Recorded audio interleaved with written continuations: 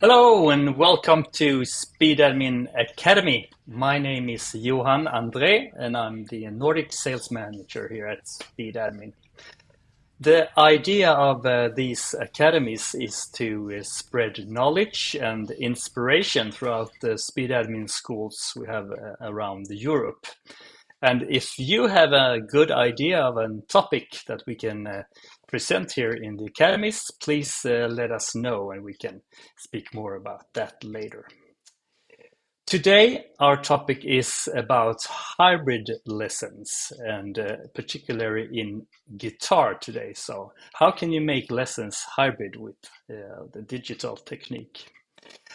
And I want to tell you first, if you want to ask questions to our guests today, please log in to YouTube so you can write questions in the chat. But you have to be logged into YouTube to be able to do that. So do that right now so we can get some nice questions in the end. Well, let me present you to today's guests. It's actually two of my former employees when I was working at the Malmö Performing School of Art, School of Performing Arts, and it's David Eriksson and Robin Petersson. So welcome to the Academy, guys. Thank you very much, Johan. I hope everything is good down in Malmö today. It is. Yeah, it is. Good. Could you please tell the viewers just a little bit about yourself and your background? Will you start with you, Robin? Yes, my name is Robin. I was born and raised in Norrköping in Sweden. And I actually started playing the guitar by myself, learning through YouTube actually. Kind of similar to the course that we have been providing this semester here in Malmö, but a bit more of the old school YouTube way, where you had to look up different, I think there were about 4 or 5 good guitar teachers on YouTube. And yeah, it was, they didn't have all the songs in the world as we have today. So that's how I started playing guitar, and now I'm working as a guitar teacher in Malmö in the School of Performing Arts. Yeah. Yes. Yeah. And I'm David Eriksson. I'm also a guitar teacher here in Malmö. And for the past 3 years, we've had a national project going on. And I've been coordinating a little bit in this project. And yeah, that brings us into today's topic and what we're going to speak about today. Yeah. Yeah. And that's interesting because you have a different kind of background. You, Robin, with the YouTube background, and you, David, you have more like a classical guitar background. And is that something that has meant something in your collaboration here in this project you have made so far? I think most of all, it's always it's a good thing about making this content, this type of content, that it makes you think a little bit extra of those who's going to watch the material. And for us to have a little bit of a different background is a strength in this, because we see different things and we can find hopefully something that would work for a lot of students. Yeah.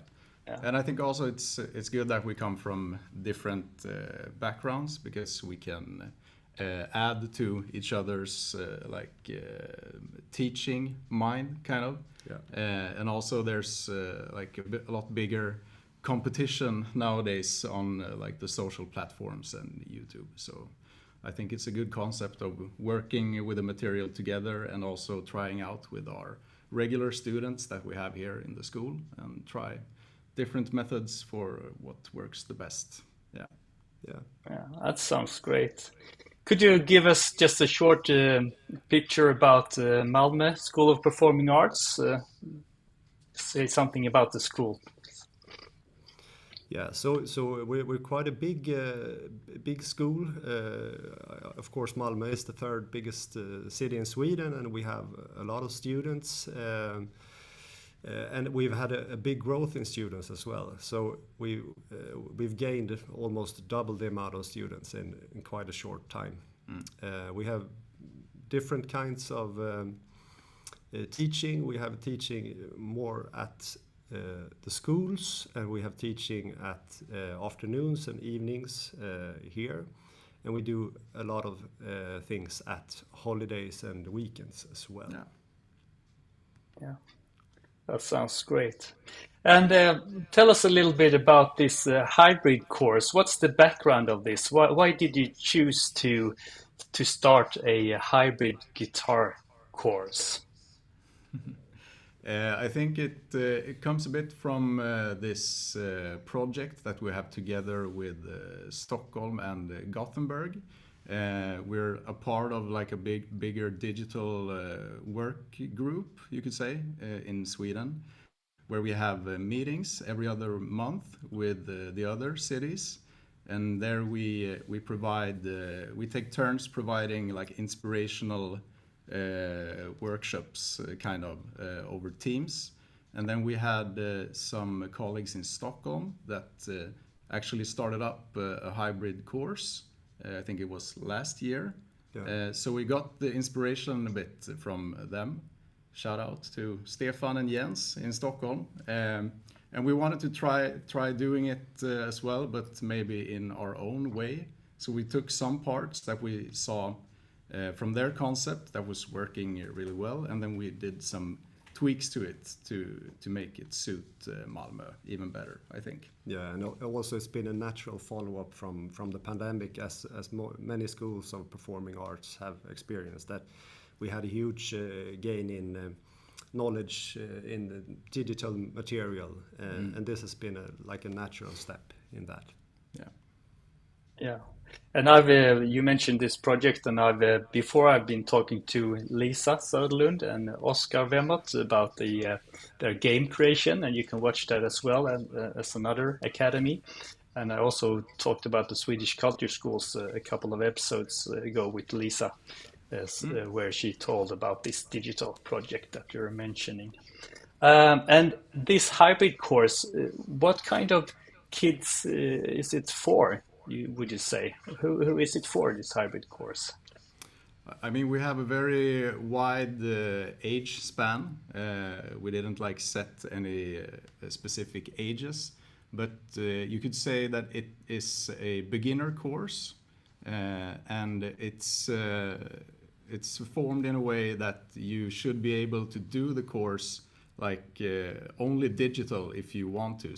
So we have like some meetings here on site, but we tried to make the material as good as we could to make it work without even meeting us as well. So it's a beginner course.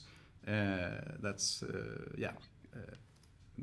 like our target group is everybody who is a beginner, basically. Okay. Yeah, and what ages do you have in the course right now? What's the youngest and the oldest ones?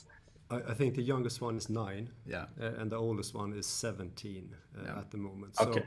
So it's a very wide age span. So that's also been a challenge in making the material, that it has to be pretty neutral and attractive for all ages. Yeah, of course.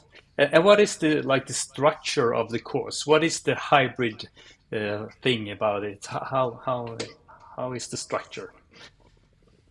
Yeah, so we if we back up, we did like a pilot test before we launched the course this semester. We did a test, and that was purely digital, so we didn't have any physical meetings.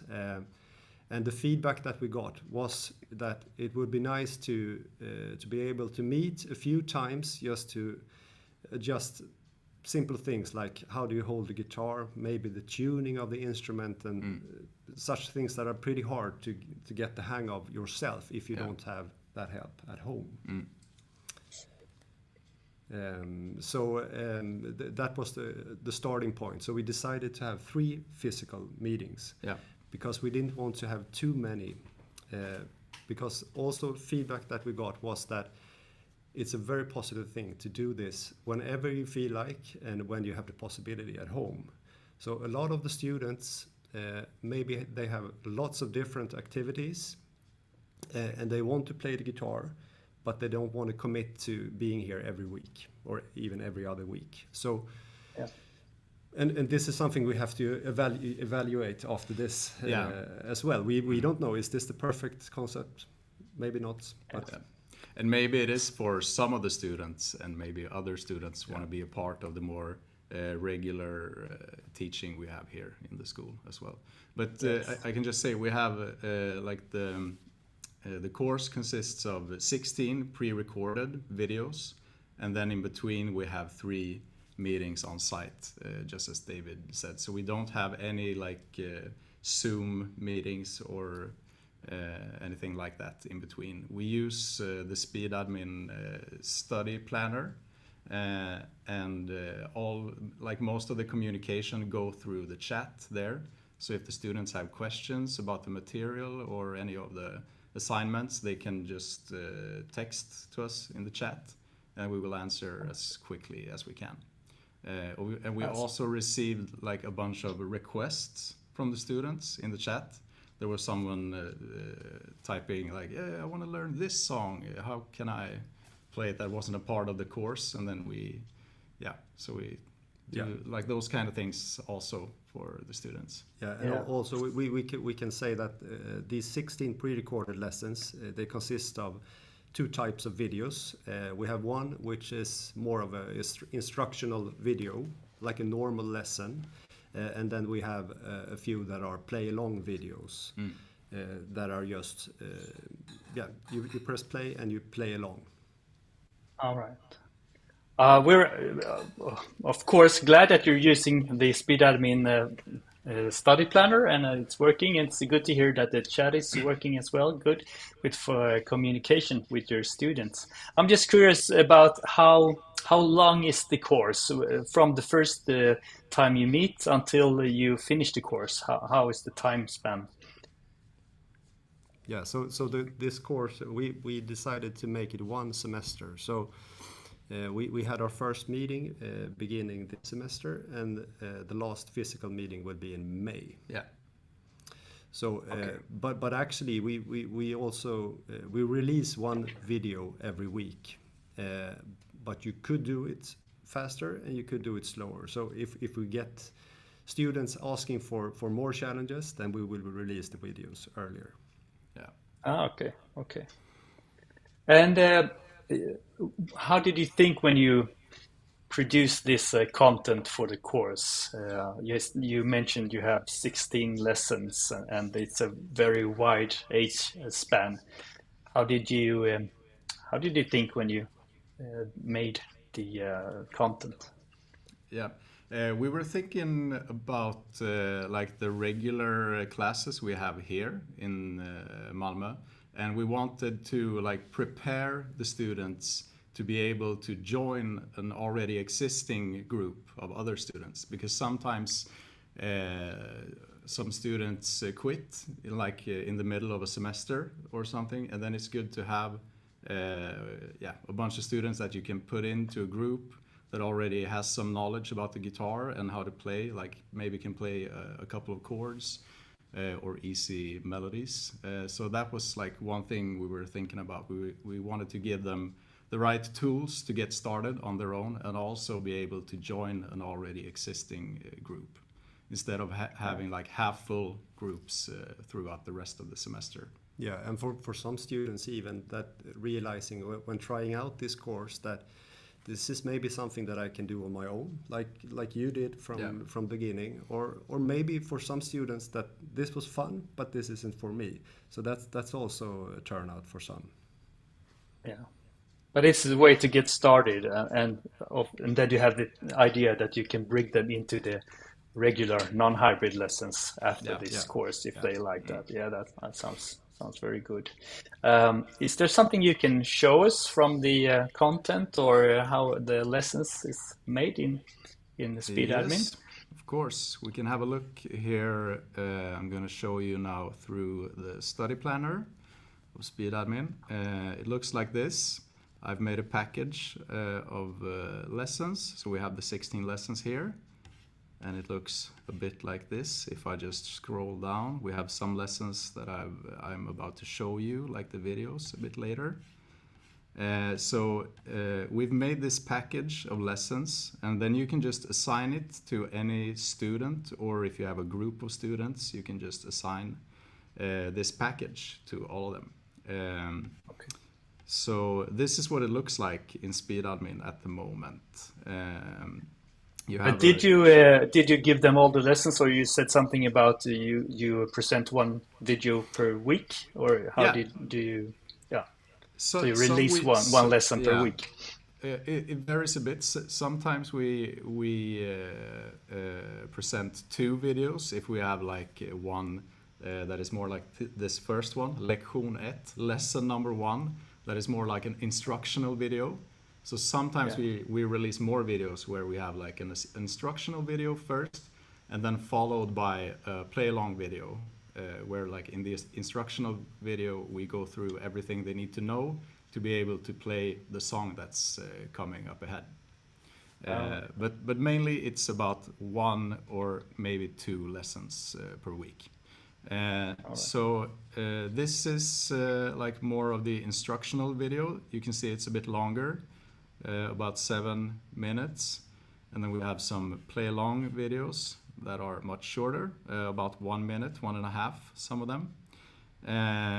Should I show you some of the videos now? Please do. Yes. Show us some example. So we can see here, lesson number 1, getting started. Vi har 6 stycken strängar på gitarren och vi ska lära oss vad de heter nu. Då kommer vi börja från den tunnaste strängen längst ner här. Då heter de så här: E, B, G, D, A, E. Och hur ska vi kunna komma ihåg det? Jo, det finns en jättebra ramsa som går så här. En ball groda dansar aldrig ensam.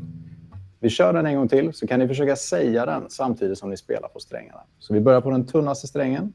Så är det alltså en ball groda dansar aldrig ensam. Och då är det Yeah, it looks something like that, and this is more like an instructional video, and this is the first lesson that they get. So it's really from the beginning of playing guitar. Yeah. It looks very good with the graphics there, and maybe later you can tell us a little bit shortly about how you make those videos. But it looks very, very good, I think. And of course, it's in Swedish now for all our viewers that don't understand Swedish, but I think you get the idea of the content anyway. Yeah. Yes, do you have another example for us? Yes, I can show you. Here we have another one with even more graphics. So these first lessons, lesson 1 and lesson 2, it's getting started. The first lesson, and lesson 2 is more about chord diagrams and tabs. I can just show you with some more graphics that we have here. Här kommer en till variant som är ännu lite mer utmaning då. Då kommer jag börja på den tunna strängen, den som är högst upp. Och här står det 3, 2, 0. Då blir det ju så här. Efter detta så ser jag att nästa 3, den finns ju på nästa streck. Och då måste det vara nästa sträng, B-strängen alltså. Då ska jag hitta en 3 här. Kolla noga nu så att ni har bytt sträng i både höger hand och i vänster hand. Så att jag håller på samma sträng som jag spelar på. Sätter jag ihop det här så låter det så här.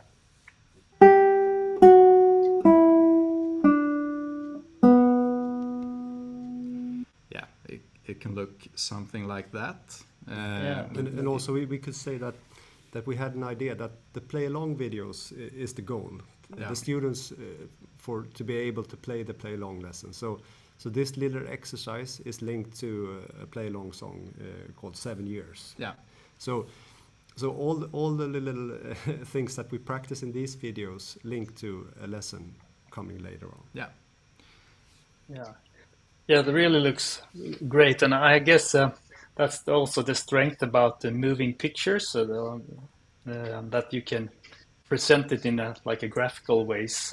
I mean, students are learning in different kinds of ways. Some will use their ears more, and some students use their eyes more, and so on. So, that's what's so good with the films, that they can present many different kinds of way of learning, and you can rewind it and play it again and make it slower and stuff like that. So it's a very good tool to use, I guess. And this was a challenge for us, just making these lessons, making them not too long, not too short. They have to take care of somebody who's never held a guitar before, but also we can't exclude the older students who has played a little bit before.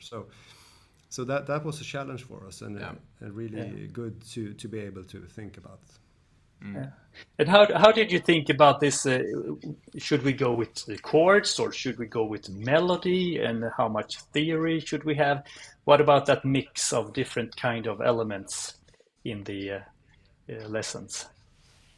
Yeah, I think that it's fun. Younger students, in our experience, they love playing melody, because chords can be a little bit hard if you have small fingers.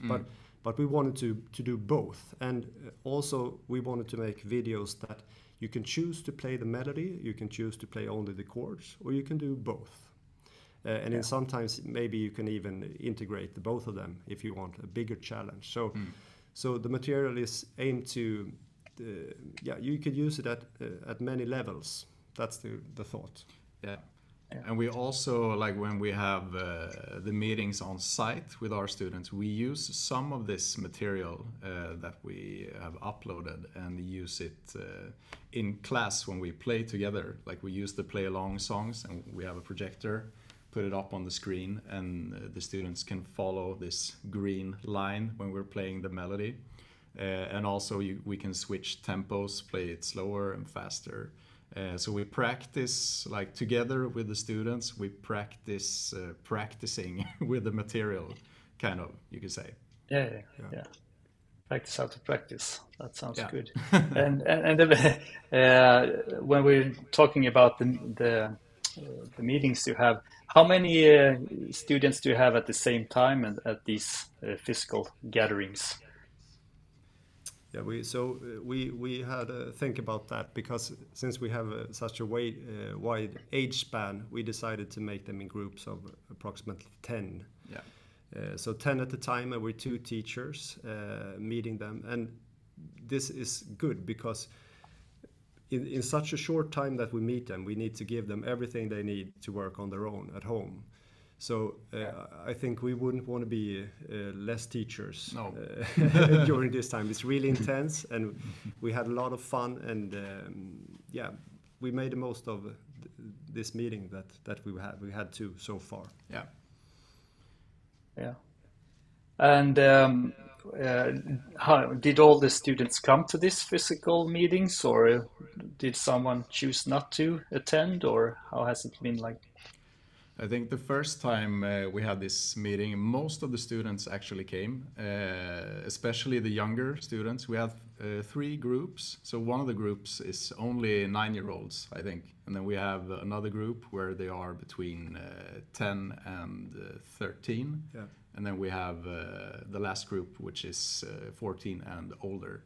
And in both of the younger groups, I think almost everybody showed up. We had like 1 student maybe in each of the younger groups that didn't show up. Yeah. And the older group was a bit more challenging to reach out to and get to come here and meet us on site. There's been less students in the older group. Okay. So younger children are more likely to come to the physical meetings than the olders. Yeah. And also you could say that their need of meeting us is bigger, because it's kind of natural, because the older students, they get it. When they watch the videos and they play the play-alongs, in our experience, they can do this at home in a bigger extent than the younger students. Yeah.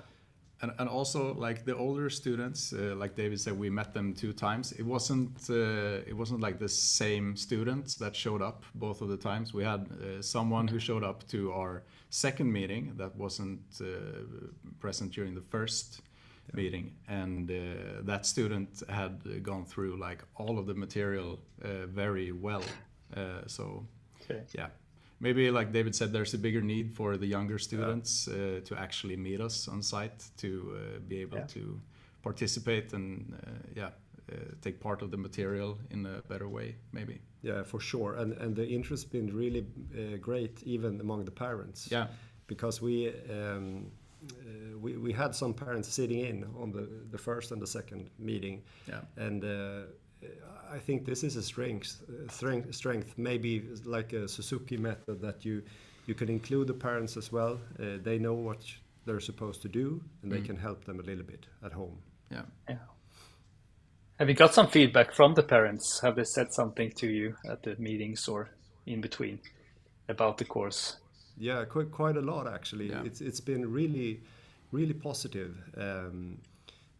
Everything from they think it's fun at the physical meetings, and I think the material is good, and also the interactivity when being able to write in the chat that maybe you want an extra song. We've had students asking for different songs that are not in the course as well. So, and of course we can find a song and send it to them like an extra lesson.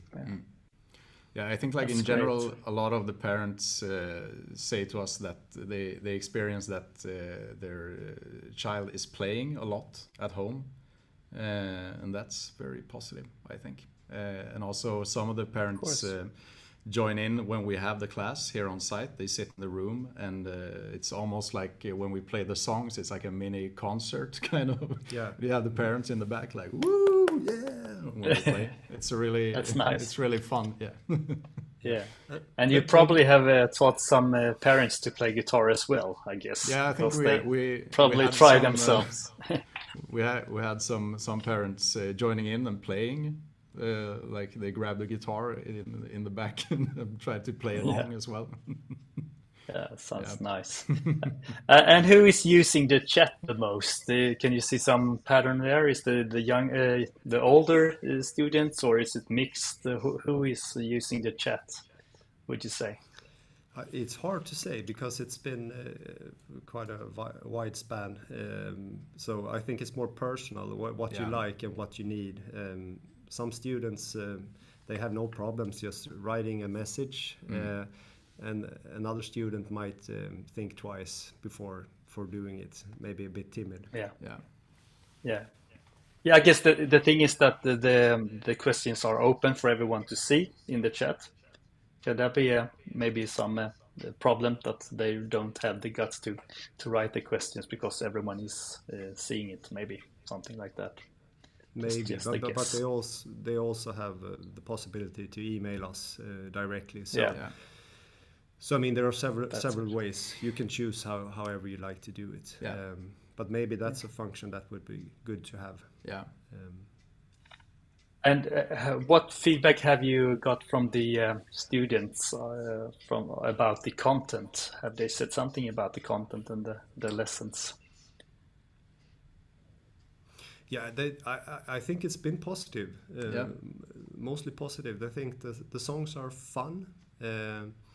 Some of the younger students, they find it, of course, harder. The progression is pretty quick also, because we have songs on 1 string and we have melody songs on 3 strings at the end. And maybe that's not what you normally would have with a beginner class on site here. So of course, that's natural. But overall, it's been very positive, and they've liked the material.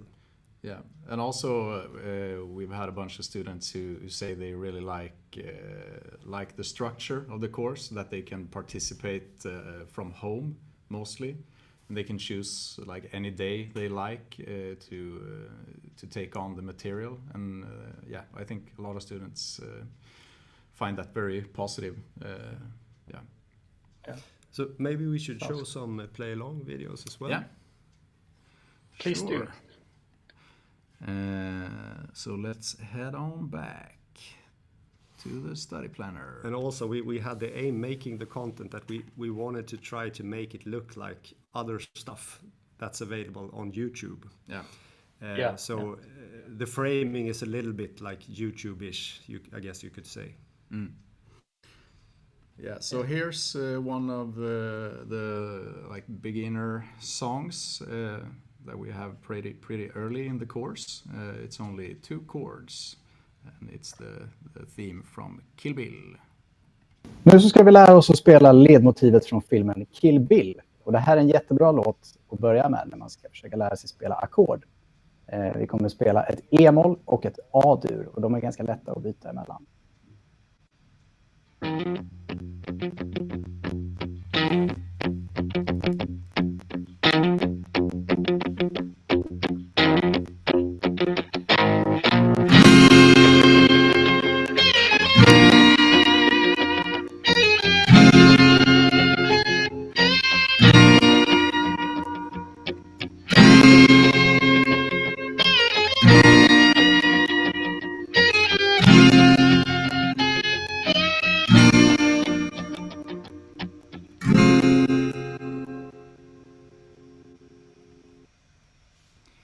Yeah, and this is followed by, you can see we're only halfway. It's followed by the same song but at a slower tempo in the end.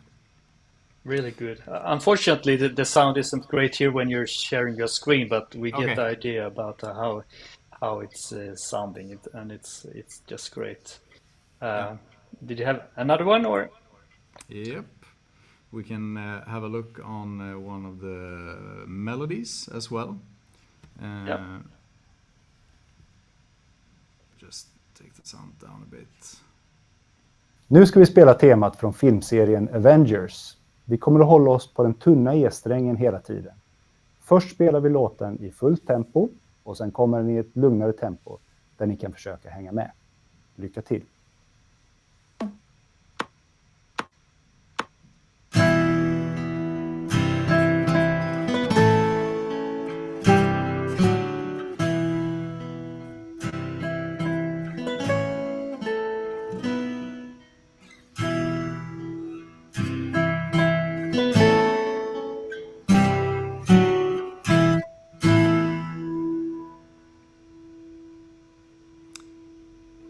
Yeah, and the same thing here, that's what David said in the introduction. So we're playing the song at the original tempo at first, and then it's followed up by a slower version.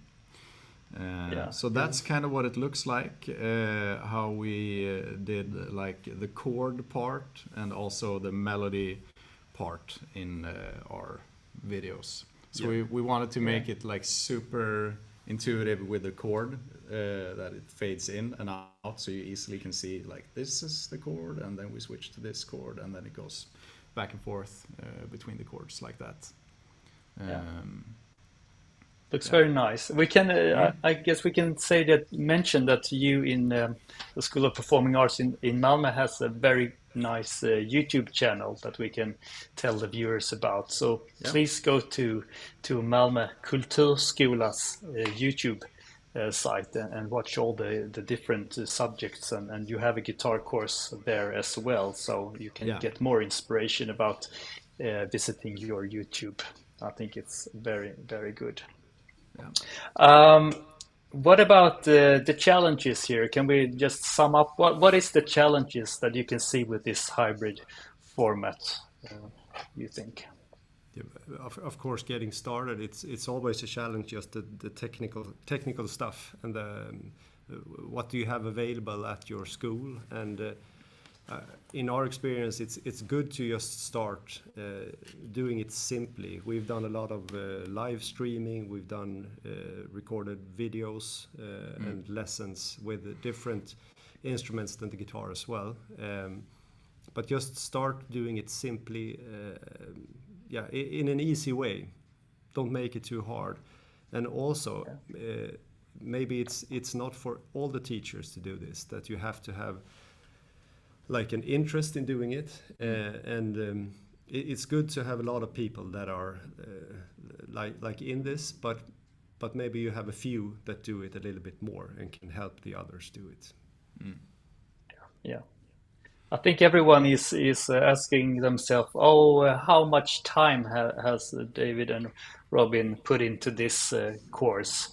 Is it possible for you to mention how much time do you think if you want to start and create something like this? How much time do you need? Well, it's pretty fun because we've talked about that, and just making the recordings, just sitting down and playing it and doing that type of thing, that doesn't take a lot of time. But planning the progression in the course and getting the technical stuff working as well as you want, getting the quality to be as high as you want, that's the main issue. Yeah, I think so as well. So we didn't answer your question about how much time it took, but it's hard to say. I think it's hard to say as well. It depends on like what goal you have in mind. Like if you can put it on like any level, I think we could easily have spent more time making the course. We could also easily have spent less time if we wanted to. So I think it depends a bit. But like the main thing is, in my opinion, like just getting started with something. We have like some older video lessons that we have made as well, and I can say that they're not even close to be looking this good and sounding this good as the material we have now. So this is like something we have developed over the years, and we also have another colleague here in Malmö that is working together with us in this digital project, and she's really good at like editing film, so that has been a huge bonus for us, I would say, like the last couple of semesters working together with her, and we still are like learning new things every single day that we work with this kind of things. Yeah, can you imagine that you learn a lot of stuff yourself? That sounds really good. Sorry, David, you were about to say something. No, well, I was just about to repeat that it's very good to have. Maybe you can identify a few key persons that have special competence in an area and use them, make them available to help you, whether it's editing film or recording sound or whatever. So it makes it a lot easier. So not everyone needs to learn everything. I guess if you find the people who knows some specific things, you can start there, of course. But because I guess the movies you have made, they look really good with the graphics and all these different angles and stuff. But as you mentioned, it's not really.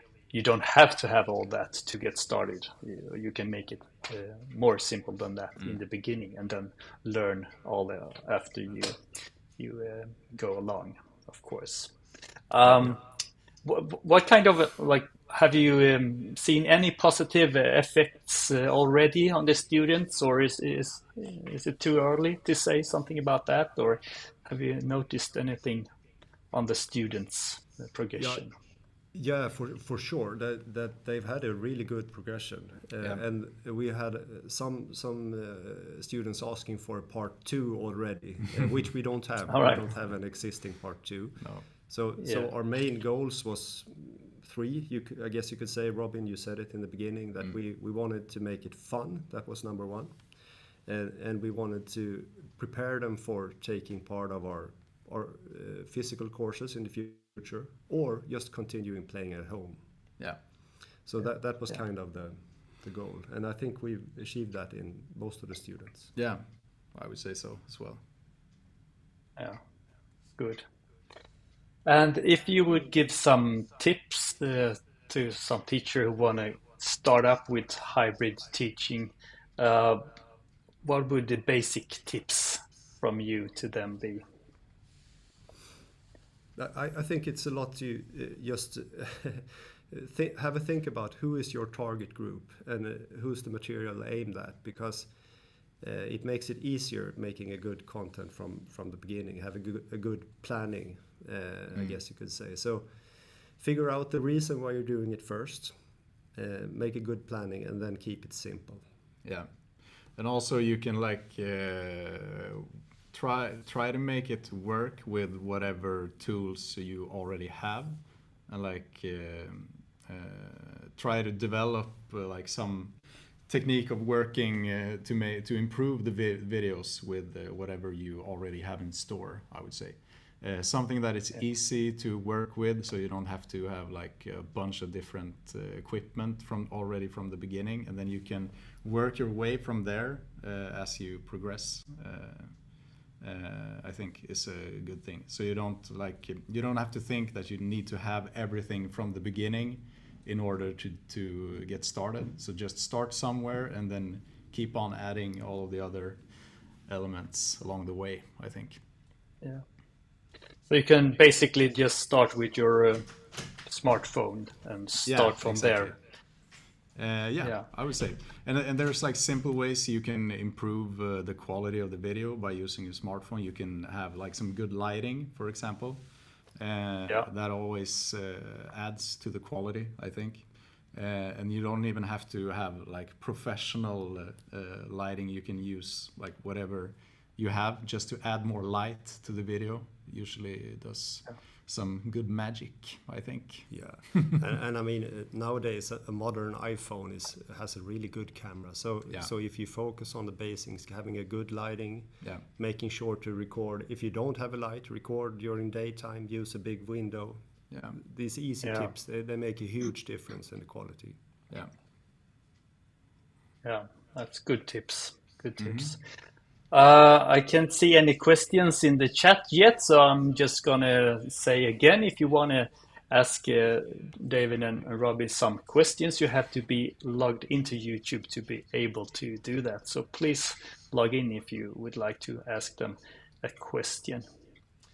And in the meantime, if we're waiting for some questions to drop in, I would just ask you a little bit more about this project and the collaboration between you in Malmö and Gothenburg and Stockholm. Can you say something more about what has that given you to collaborate with other teachers in other cities in Sweden? Because that's a really nice way to work, I think, to connect schools from different parts of the country.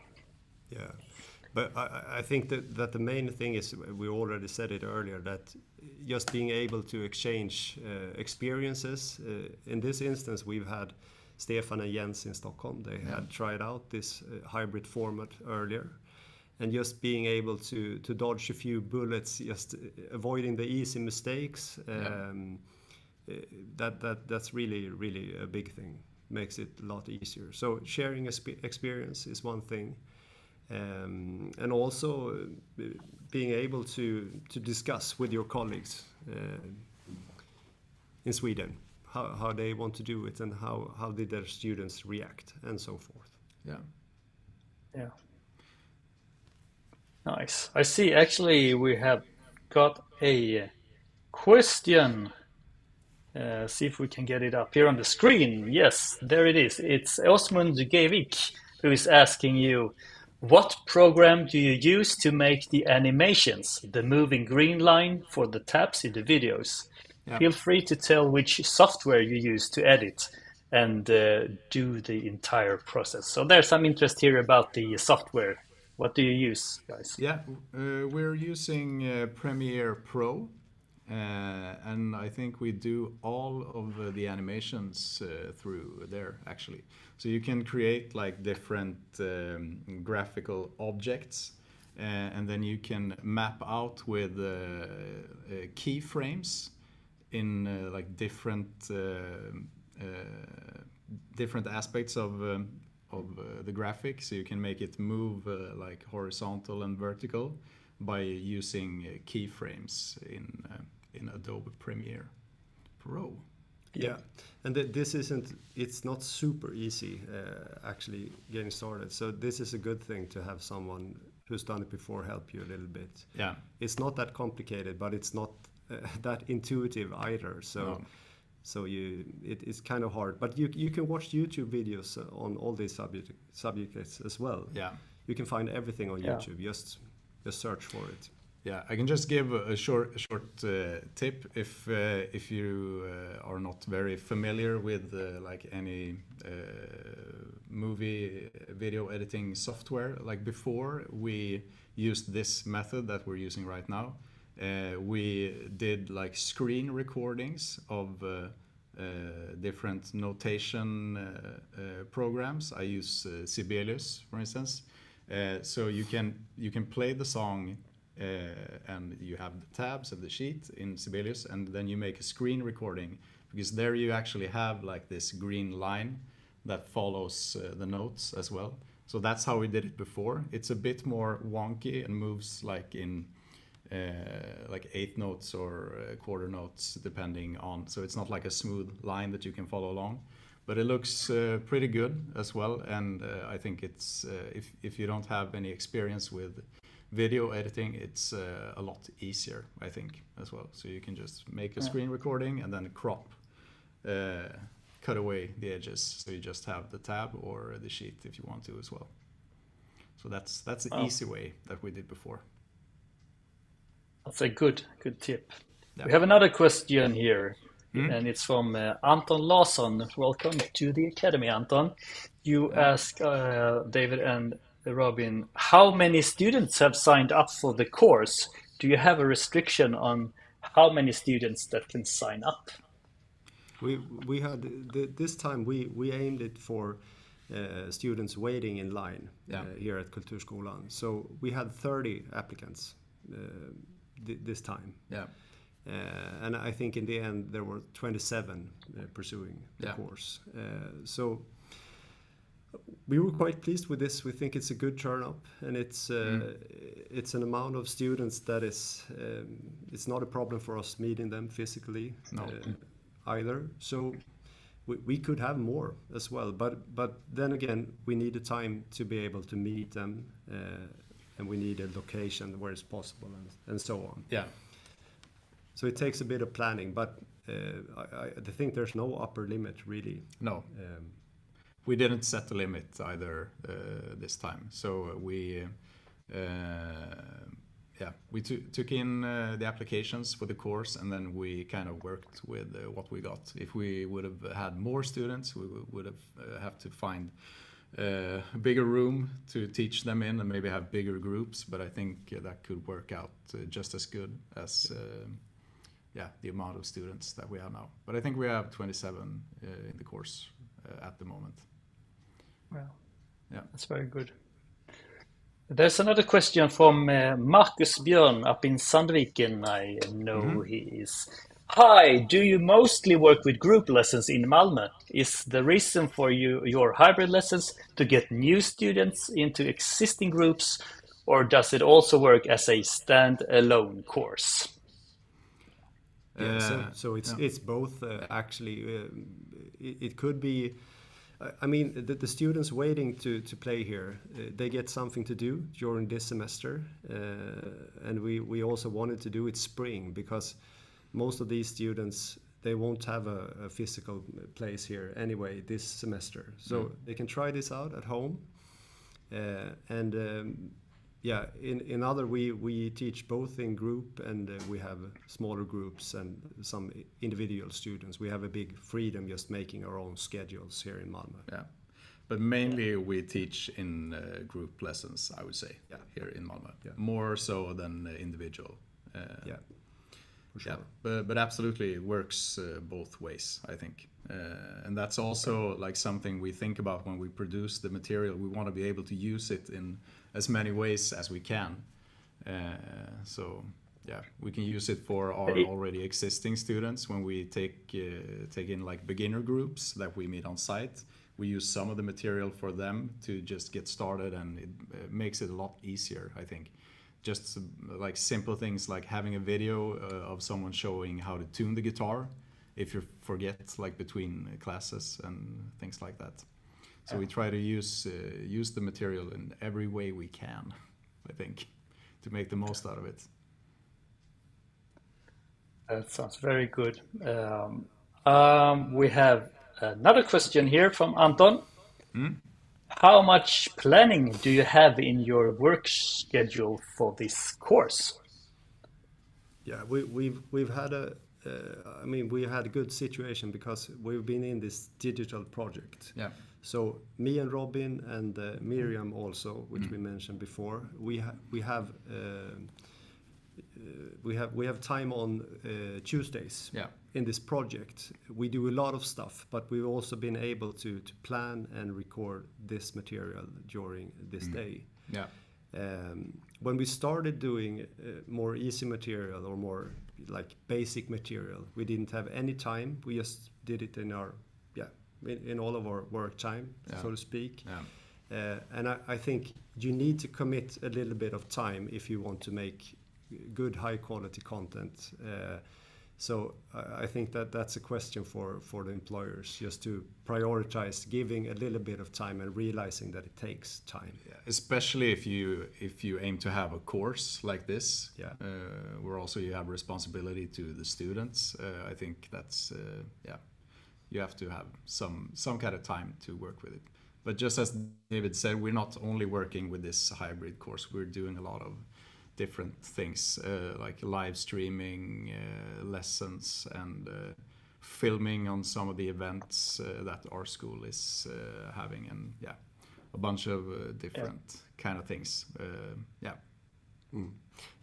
you can sorry. Yeah, but when the hybrid course is in place like it is now, just making it run, it doesn't take that much time. No. Just managing the chat and the email and sending out times for the physical meetings and this stuff. It doesn't take that much time. So it's the creation that takes time. But now it's not that many hours a week, I would say.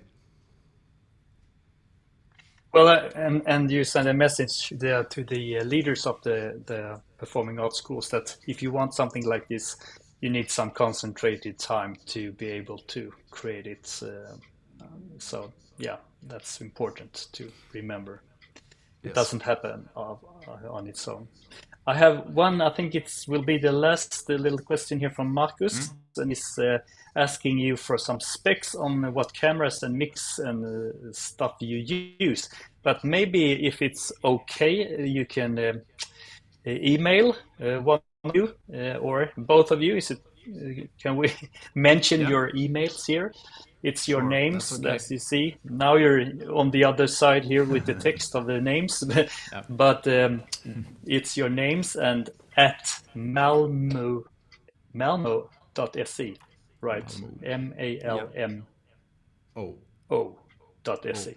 Yeah. And also a dot between the first and the last name. So exactly. So Robin please, if you like, reach out to Robin.Petersson at Malmö.se or David.Eriksson at Malmö.se, and you will get some specs or other. There's the address in the chat now as well. Perfect. Well, guys, time is running, and I would like to say just a very, very big thank you to you for participating in this academy, and great job with the hybrid course as well. It's really interesting to see how you've been working with this, and I think this method of like using more of the films and moving pictures with the teaching is the way to go in the future. It has so many good things about it for the students, I think. So it's congratulations to good job, and thank you very much for being with us today, and good luck in the future, and I hope you will get a course number 2 as well after this one. So thank you very much, guys, and I will speak to you later. Thank you. Thank you.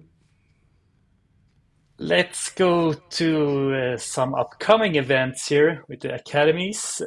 We have in the beginning of May, we have an exciting academy about AI and music and arts tuition. So don't miss that. You can sign up in the support page in Speedadmin, or we will send out the links to you.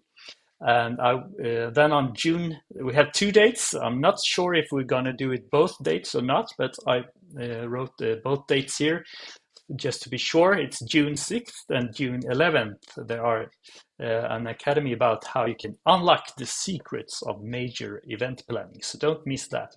And also, please subscribe to the Speedadmin YouTube channel, and you will get some more information on what's going on, and you can watch all our older academies as well. Well, I think that is all for today. I will say thank you so much for watching us, if you watch us now or if you watch us after. So see you around on the next academy, and have a really good day. Bye bye.